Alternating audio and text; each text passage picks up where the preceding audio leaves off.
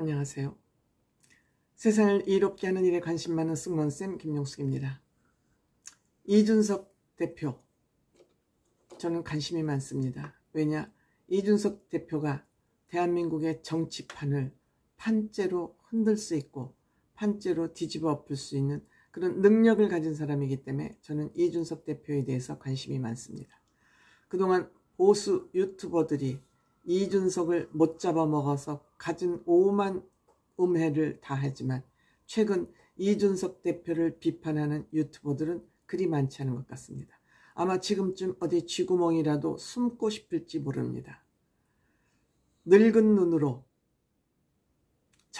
지혜로운 젊은 눈으로 세상을 보지 않고 껌껌한 늙은 눈으로 세상을 바라보니 이준석같이 소중한 사람을 알아보지 못했거나 눈앞에 놓인, 목전에 놓인 이익에 잔돈풀에 눈이 어두워서 이준석 대표를 저는 비판한 거 아닌가 이렇게 생각합니다.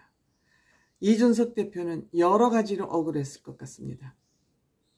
우선 국민의힘에서 쫓겨나는 대표 자리에서 물러나는 것부터 시작해서 국민의힘을 탈당할 수밖에 없는 그런 상황으로 몰고 간 윤핵관을 비롯한 국민의힘의 꼰대들, 그 꼰대들과 스크럼을 짜고 유튜버로 이준석이를 끝까지 비판했던 인간들, 저는 그들이 나라를 말아먹는 인간들이라고 저는 생각합니다. 이러하니 이준석 대표는 십자포화를 맞으면서 어디라도 정말 숨고 싶었을 것 같지만 이준석 대표는 그렇지 않고 쏠려면 쏴라. 나는 맞을 각오가 되어 있다. 나는 심장에 갑옷을 입고 있기 때문에 너희들이 암만 나를 공격하고 쏴도 내 심장은 뚫을 수 없다. 이런 의연한 자세로 버텼다고 생각합니다. 이준석 당선자 억울함은 이루 말할 수 없을 것 같습니다. 그 얘기는 어머니가 선거 때 유세차에 올라서 한 말로 다 대변이 됩니다.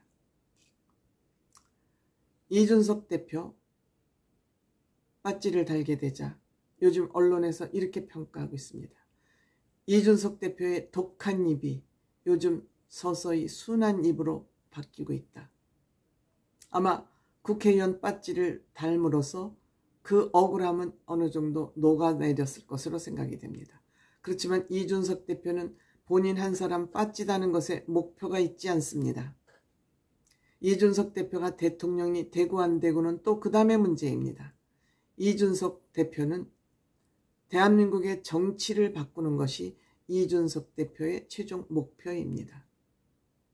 이준석 대표의 꿈은 눈앞에 놓여 있지 않고 먼 곳에 있습니다. 그래서 이 세상을 깊고 넓고 멀리 보는 것이 이준석 대표의 장점이고 이준석 대표의 능력입니다. 이제 저는 이준석 대표 억울함을 어느 정도 풀었으니 그 억울함은 잠재우고 이준석 대표가 평상심을 가지고 인터뷰를 하든지 토론을 하든지 했으면 하는 그런 바람을 가지고 있습니다. 윤석열 대통령 믿겠죠. 선거운동 기껏해서 대통령 만들어줬더니 나를 내부 총질이라고 바가지를 씌워서 음해를 해서 프레임을 씌워서 나를 윤핵관과 이렇게 몰아내. 물론 원한에 맺힌 생각이 없으면 사람이 아니겠죠. 그렇더라도 지금부터는 이준석 대표는 그건 사사로운 감정으로 한곁으로 밀어놓고 국가를 위해서 대한민국을 위해서 무엇을 할 것이냐 그것만 생각했으면 좋겠습니다. 그러기 위해서는 저 이재명, 저 인간 같지 않은 저런 집단과 민주당, 조국 같은 인간, 이런 인간들하고 손을 잡기보다는 사감정을 버리고 윤석열 대통령과 머리를 맞대야 된다고 생각합니다. 지금 야당으로서 물론 개혁신당이 할 역할이 있겠지만 그 윤석열 정부의 문제점도 윤석열 대통령을 직접 만나서 풀고 같이 협의해서 3년 남은 윤석열 정부가 성공을 해야 이준석 대표도 성공할 수 있다는 저는 그런 생각을 하게 됩니다. 이 억울함을 가지고 정치를 하다 보면 판단이 흐려지기 쉽습니다.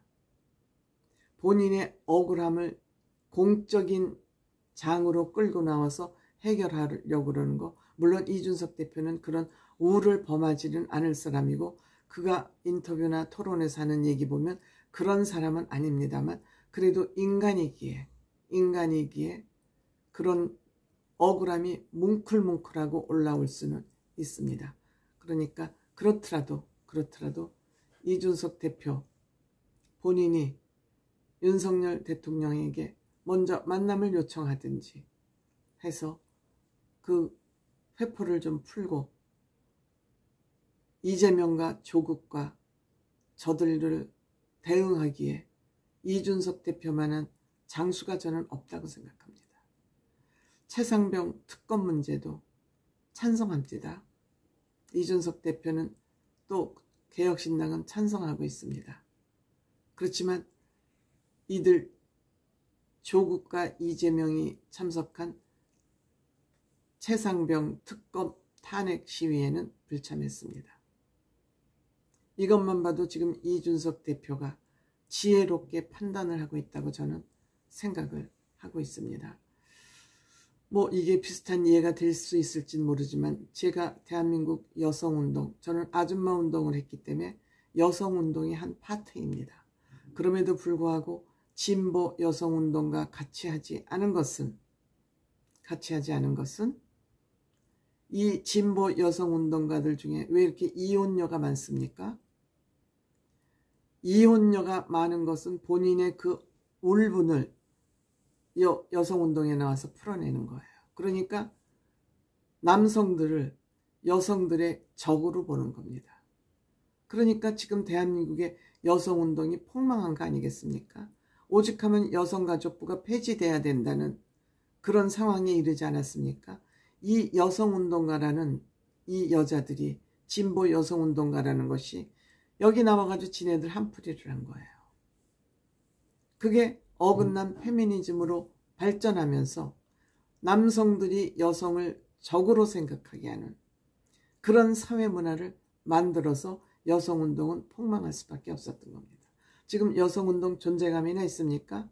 민주당의 여성 의원들, 그 당에서 그렇게 성문제 관련 의원들이 많이 있음에도 불구하고 거기에 입 꼭 다물고 말 한마디 합니까? 이것들은 완전히 지네들 패거리 잔치만 하고 있는 거예요.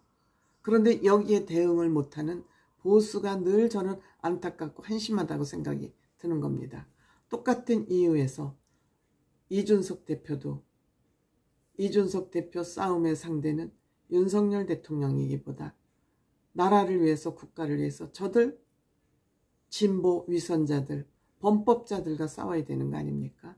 그러니까 이준석 대표는 억울함이 있더라도 그거는 사사로운 감정으로 녹여내고 대한민국의 장래, 미래, 현재를 위해서 윤석열 대통령과 같이 마음을 모아서 3년을 무난히 대통령직을 마칠 수 있도록, 물론 뭐 임기를 축소해서 개헌 문제 저는 뭐 얘기할 수 있다고 생각합니다. 이런 것을 이준석 대표가 가진 제가 늘 소중하게 생각하는 능력, 전략이 있고 그 전략에 맞춰서 전술을 쓸 수 있고 또 그것을 전술을 세우면은 추진을 할 수 있는 그 실천력 가지고 있고 이 모든 것이 이준석 대표의 실력, 능력에서 나오는 거니까 이준석 대표만큼 모든 것을 다 갖춘 이준석 대표는 누구의 도움도 필요하지 않은 그런 정치인이기도 합니다. 본인 한 몸에 모든 보좌관 비서 역할까지 다 가지고 있는 그런 유일한 정치인이기도 합니다. 그러니까 본인의 이러한 능력을 저들을 무력화시키는데 써주면 얼마나 좋을까, 얼마나 훌륭한 정치인이 될까 하는 저는 그런 희망을 가지고 있습니다. 이준석 대표 속도 따뜻한 사람입니다. 말을 세게 해서 그렇지 이준석 대표 속도 딱딱 따뜻한 사람입니다. 두고 보십시오. 제 말이 언젠가 김용숙 할머니가 한 얘기가 있는데 맞네? 하는 저는 시간이 올 것으로 기대하고 있습니다.